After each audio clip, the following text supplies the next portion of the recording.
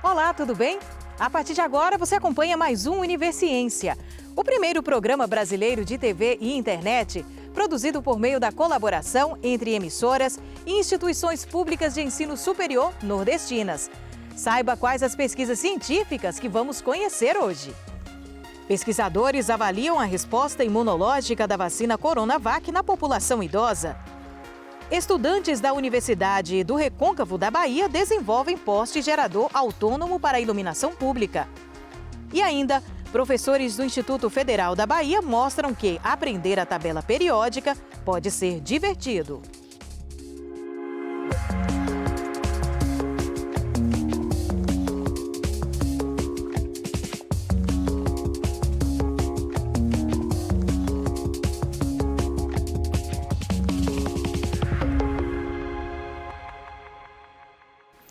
Segundo dados do Ministério da Saúde, com mais de 400 mil mortes desde o início da pandemia, os idosos representam cerca de 70% dos óbitos provocados pela Covid-19 no Brasil.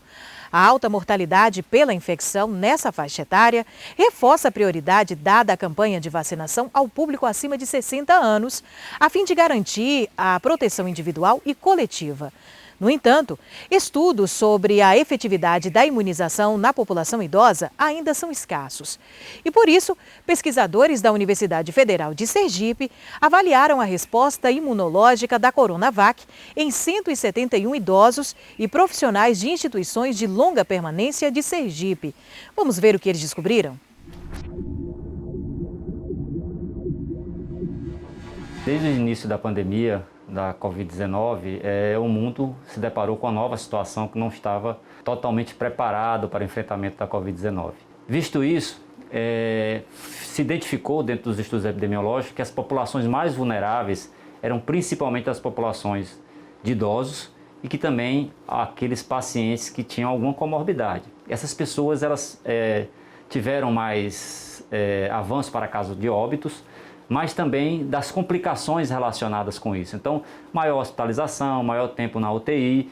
A partir do advento da vacina, criou-se uma esperança que toda a população, inclusive essa população, tivesse o tratamento mais apropriado para o enfrentamento da Covid-19. Só que sempre há uma preocupação quando você gera imunizantes para a população mais idosa. Existe um comportamento natural que é chamado de imunossenescência, ou seja, quando você vai ficando mais velho, o seu sistema imune ele começa a ficar mais incompetente para a produção de anticorpos, o que é natural.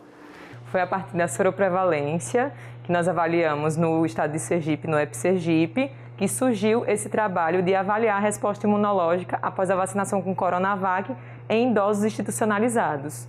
E como foi feita essa avaliação? A partir de uma triagem no boletim vacinal do estado de Sergipe, onde foram recrutadas as instituições de longa permanência que abrigam idosos, que já tivessem completado o esquema vacinal completo da Coronavac, que nesse caso são com 2 doses. Então o estudo foi identificar se a vacina era efetiva, a Coronavac, nesses indivíduos, e se a produção de anticorpos era compatível com a aplicação da vacina quando comparado com indivíduos adultos. A resposta imunológica humoral ela é mediada por anticorpos neutralizantes e os anticorpos IgM e IgG, que nós comumente adquirimos após uma infecção. Nesse caso, foi após uma imunização contra a Covid-19.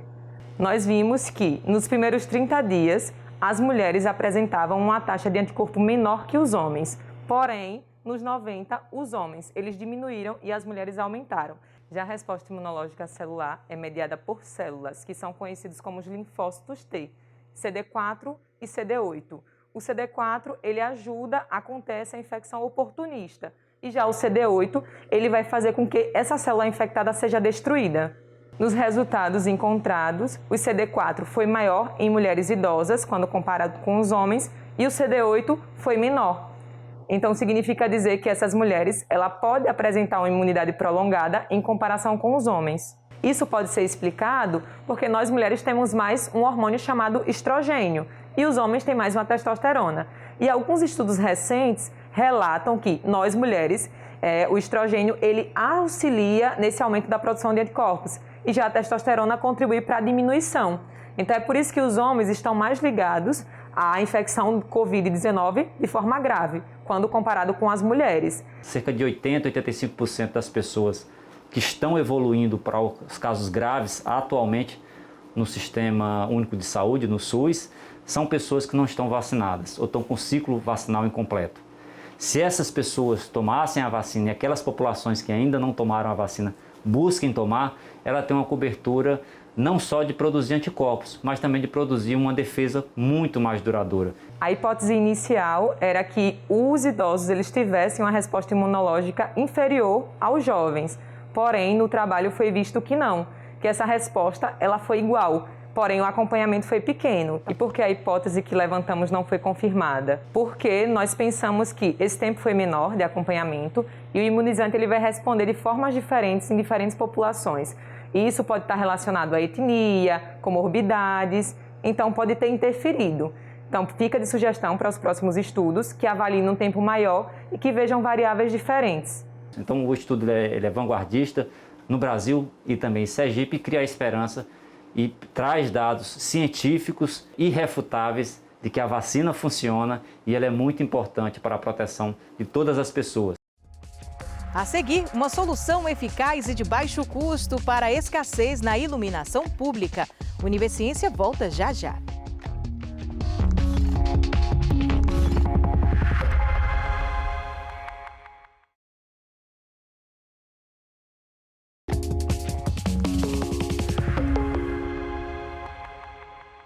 Estudantes da Universidade Federal do Recôncavo da Bahia, ligados ao Instituto de Engenheiros Eletricistas e Eletrônicos, Sociedade de Potência e Energia, anunciaram o desenvolvimento de um poste gerador autônomo de energia. Uma solução eficaz e de baixo custo para a iluminação pública da região. A solução tem dado tão certo que será instalada também na própria universidade.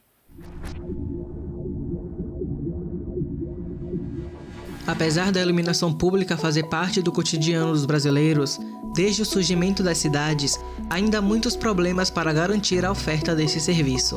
Foi a partir dessa análise que os estudantes do ramo I3E da Universidade Federal do Recôncavo da Bahia desenvolveram um poste gerador de energia autônomo, com o objetivo de levar iluminação para essas regiões.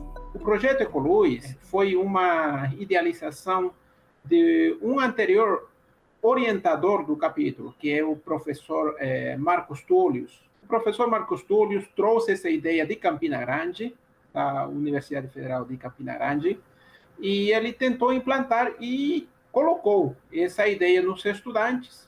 Os estudantes compraram a ideia e, a partir disso, começaram a implementar ou idealizar esse protótipo do Ecoluz na UFRB. A gente conseguiu implementar um dos primeiros protótipos no campus da UFRB em Cruz das Almas. A ideia desse poste é justamente poder levar energia artificial para as regiões carentes do Recôncavo. E esse projeto está incubado dentro de um dos capítulos do ramo, que é o capítulo de Potência e Energia, o PES. Esse é um capítulo, assim como o ramo, ele é uma entidade, uma organização internacional, tá? Que está em várias universidades e que ele é um meio para poder fazer divulgação tanto de pesquisa, inovação tecnológica, ajuda social também. Para a estrutura do poste, a gente não tem assim, um doador específico, um fornecedor específico, porque a estrutura é feita de PVC, então geralmente ou é doação dos patrocinadores, ou então a gente faz a realização de compras devido ao dinheiro arrecadado com cursos, minicursos, e também a parte de doações a gente consegue com a garrafa PET, que é uma estrutura importante para colocar no poste, que é onde vai ficar localizado os LEDs. Também a gente tem a madeira, que foi fornecida pela UFRB, que vai servir do apoio para o poste. O processo do poste demora mais ou menos uma semana, porque a gente divide ele em etapas. Tem a etapa de estrutura do poste, de construir a estrutura de PVC. Também temos a etapa da estrutura do circuito elétrico e também tem a instalação, que é o que demora mais. E em relação ao funcionamento do poste, ele tem uma placa solar que essa placa solar ela funciona como se fosse um sensor de luminosidade. Então, quando a luminosidade está baixa na placa, isso ele gera uma potência baixa, que consequentemente vai gerar uma corrente baixa. Já quando essa luminosidade está alta, é gerada uma potência alta, então a corrente gerada é enviada para o no-break, fazendo o carregamento, que quando a luminosidade está baixa, ele vai alimentar a lâmpada.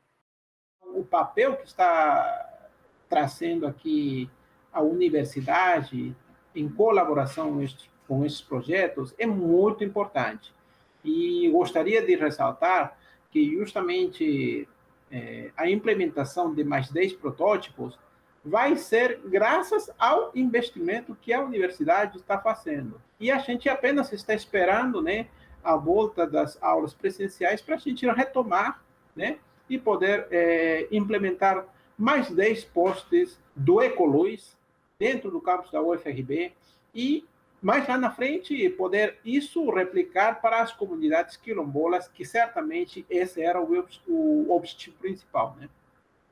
Com a instalação de apenas um protótipo na área da universidade que não possui iluminação, o poste de baixo custo traz outras vantagens, além de ampliar o atendimento a populações que estavam sem iluminação pública e aumentar a segurança nesses locais. Com a massificação do uso das energias renováveis, né, e justamente a conjuntura atual que a gente está passando agora, que se trata de déficit de energia, né, o uso de energia renovável justamente traz essa vantagem de você poder ter noção de como utilizar essa energia, principalmente focando neste projeto, como utilizar a energia fotovoltaica, tá, para poder gerar a sua própria energia. Uma das nossas influências para esse projeto, juntamente com o baixo custo e levar a energia de maneira mais barata para as pessoas, também é sempre pensando na segurança, onde que a gente vai conseguir iluminar um local onde pode ficar mais seguro e também implementar algo que seja mais barato e eficiente para a comunidade. Aprender a tabela periódica sempre foi um drama para os estudantes do ensino médio. Então, que tal uma alternativa de aprendizado mais divertida? Professores do Instituto Federal da Bahia, campus de Vitória da Conquista, desenvolveram um jogo online que transformou esse aprendizado em uma verdadeira brincadeira.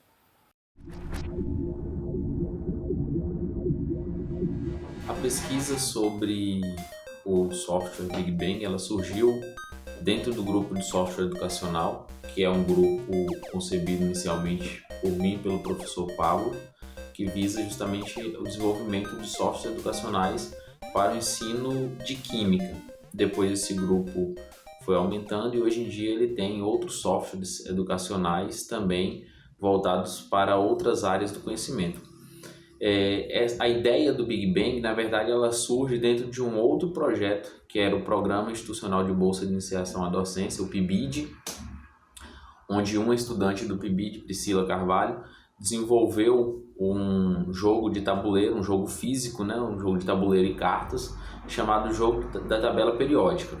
E aí, como a gente já tinha um trabalho junto com o pessoal do Sistema de Informação, os alunos do Sistema de Informação e o professor Pablo, e a gente já tinha outros jogos desenvolvidos, a gente pensou na possibilidade de transformar esse jogo, que era um jogo físico, em um jogo online, que qualquer estudante, qualquer professor poderia utilizar, desde que tivesse um dispositivo ligado à internet, um celular, um tablet ou um computador. Aqui está a tela principal inicial do jogo, Big Bang. Se a gente for observar aqui, a gente tem um tutorial sobre o jogo, aqui os créditos de quem desenvolveu, e aqui um ranking geral.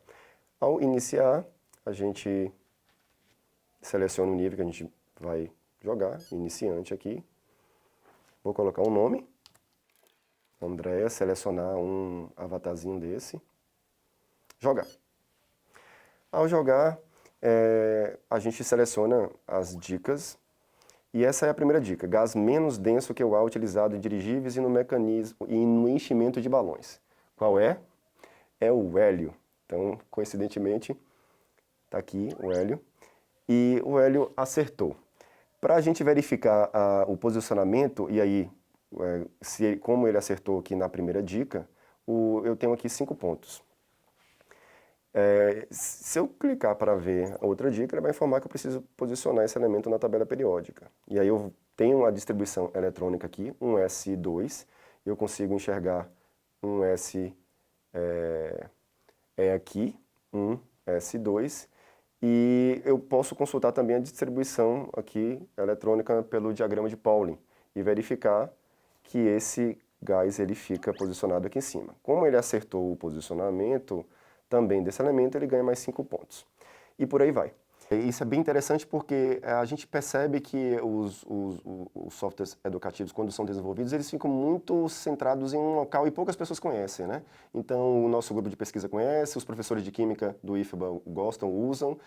E esse projeto que a gente desenvolveu foi divulgar esses softwares educativos, que não foi só o Big Bang, outros também, nas escolas, para que os professores, principalmente, tenham conhecimento e que eles comecem a utilizar nas turmas. Então, a gente começou lá no CPM, com a professora Priscila, de Química, a gente apresentou para ela, ela amou, e as turmas dela também gostou, e a ideia é que ela dissemine isso para as próximas turmas.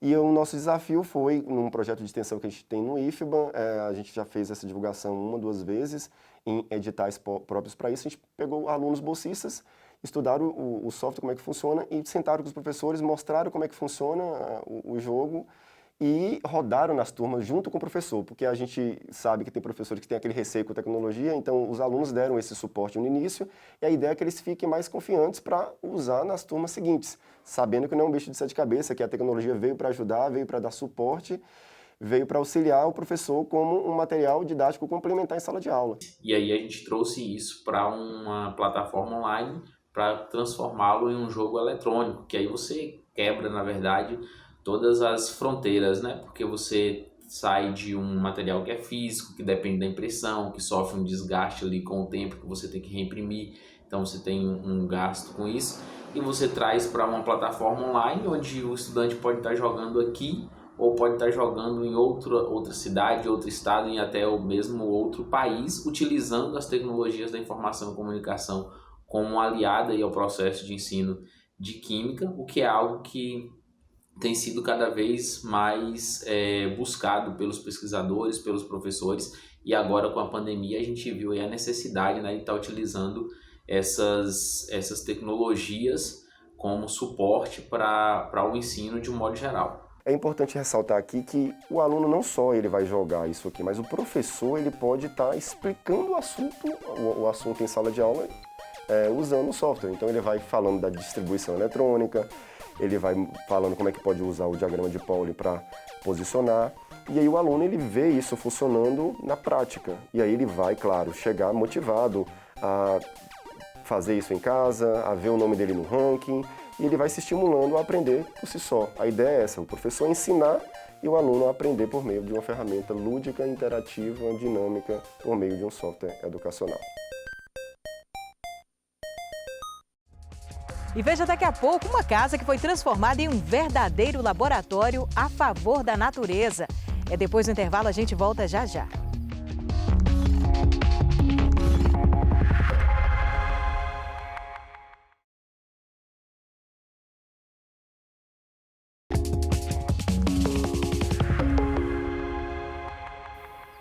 Já imaginou ficar livre daquelas contas caríssimas de água e luz e pagar somente as taxas mínimas? É o que acontece na casa de um casal de pesquisadores da Universidade Estadual do Sudoeste da Bahia, que reúne sustentabilidade e economia.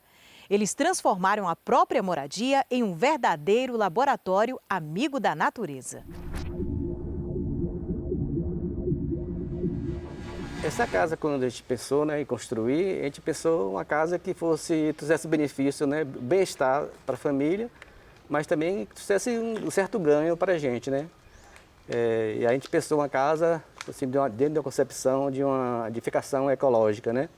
A gente tem uma vantagem aqui porque a gente tem um terreno bastante avantajado para uma área urbana, né? Então, isso não é comum, assim, padrão de toda a área urbana. A gente tem uma área de 1.000 metros quadrados e nessa área a gente tem grande parte de frutífera e todas as frutíferas são irrigadas por gotejamento de uma água que a gente faz captação de água da chuva e outra parte das frutíferas também é irrigado pela fossa, né?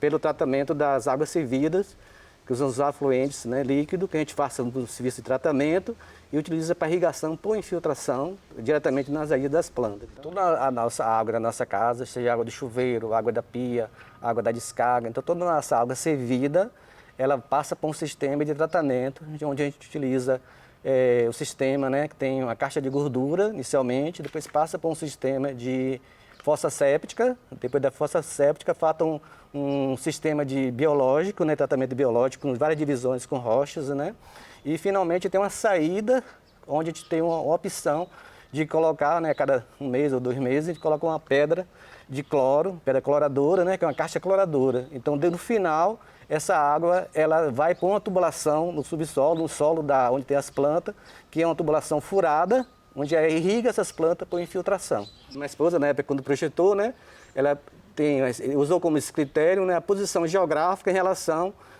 ao sol e em relação aos ventos, né, que dois critérios importantes dentro do projeto arquitetônico, né. Então, a nossa casa, ela tem bastante janela, bastante entrada de luz, bastante ponto de ventilação. Então, no dia, por exemplo, de lua, dentro de casa a gente não precisa ligar a lâmpada, porque a luz da lua penetra dentro de casa.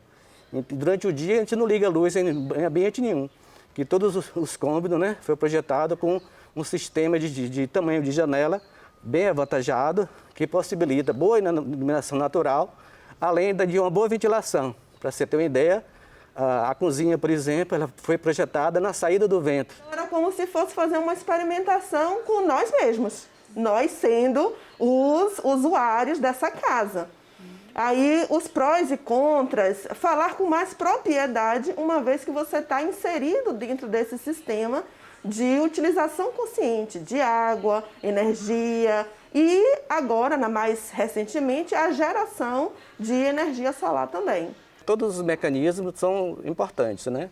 O que tem um impacto bastante imediato, que é viável, é possível de colocar em várias residências, eu diria que é a energia solar, porque nem todas as casas têm um quintal grande, muitas vezes o quintal da casa é muito reduzido, então você não vai ter planta, não vai ter o que irrigar. Pode até ter sistema de captação de água de chuva para lavar o pátio, o passeio, né? Para reutilizar na própria descarga, né? Pode ter outros benefícios, mas aí tem que construir muitas vezes um tanque subterrâneo, tem que ter um custo até um pouco maior, né? Mas a energia é bastante significante, porque o custo de energia está bastante alto. E sempre sobe, né? Principalmente nessa época de seca, as taxas aumentam, né? E a tendência, né, do jeito que está o Brasil, com o sistema, né, deficitário do sistema de produção de energia, né? Então é bastante significativo. Tem empresas que gastam 20 mil reais de energia por mês, o supermercado, uma loja de grande atacado, né? Então ela entra como lucro, ela deixou de ser um gasto diário que é obrigada a pagar e passa a ser um lucro porque deixou de gastar. E na mesma coisa uma residência, mesmo uma família de baixa renda, né, se tivesse incentivo do governo de financiamento desse sistema, você conseguir reduzir a energia para custo de taxa mínima, né, de 25, 26 reais por mês, isso tem um impacto bastante significativo, mesmo para a pessoa de baixa renda, porque isso dá um retorno econômico para a própria família, né? Dá um pouco mais de trabalho, então, coisas que na dinâmica do corre-corre do dia a dia, você tem que estar mais atento a uma manutenção de um vaso sanitário, de uma descarga, porque você está reutilizando aquela água da máquina de lavar. Então, vem com feltro, entope. Então, você tem um trabalho, assim, umas 2 ou 3 vezes no ano, de estar limpando aquele filtro. Então, na correria, no dia a dia, é uma coisa que deu um pouquinho mais de trabalho. Mas, em compensação, o lado melhor de todos é o bolso. O bolso é incrivelmente não ter conta de água, não ter conta de energia elétrica, pagar o consumo mínimo de tudo, ter em uma área, numa região geográfica extremamente seca, você ter plantas frutíferas, entendeu? Irrigadas com o próprio esgoto que você gerou. Então isso é um benefício diário em troca de uma manutenção que ocorre assim umas 3 vezes no ano. A gente não tem chuveiro elétrico, a gente tem um sistema de placa de aquecimento, que é um pouquinho diferente de placa de produção de energia. Placa de produção de energia chamadas placas fotovoltaicas, que tem um sistema de células que transforma a energia do sol, chama energia alternada, em energia através de um inversor, energia contínua, né? No caso de aquecimento, a gente tem outro tipo de placa que aquece a água, e essa água é armazenada dentro de um tanque chamado de boiler. Esse boiler é como se fosse uma grande garrafa térmica, né? É armazenado nesse boiler, a gente consegue usar essa água durante bastante tempo, mesmo que se for um tempo de um dia de nebulosidade, onde não tem sol. Então a gente consegue aí, dependendo do tamanho do boiler e do consumo da água, a gente consegue aí ficar 3, 4 ou 5 dias utilizando aquela água que foi armazenada. A parte da energia fotovoltaica, ela é monitorada, a gente tem, o sistema todo é conectado na rede, na internet. Então, em qualquer lugar do Brasil, pelo celular ou pelo computador, eu consigo acessar a minha usina. Então, a gente sabe o que está sendo produzido naquele momento, naquele dia, o que é produzido diário, com dados projetados para 15 minutos, está alimentando o sistema. Então, a gente tem dados armazenados diário, mensal e anual. E junto com esses dados, aqui especificamente na nossa casa, a gente tem uma estação meteorológica automática, onde mede todos os dados de uma estação. O mais importante, no caso, para a usina fotovoltaica é a luminosidade, né? Quantidade de lumes, quantidade de potência de sol. E a gente vai ficando por aqui, mas voltamos na próxima semana com mais um Universiência e outras pesquisas científicas produzidas pelas instituições públicas de ensino superior do Nordeste. E se você tem alguma sugestão, entre em contato pelo nosso e-mail universiencia@uesb.edu.br. Até a próxima. Tchau, tchau.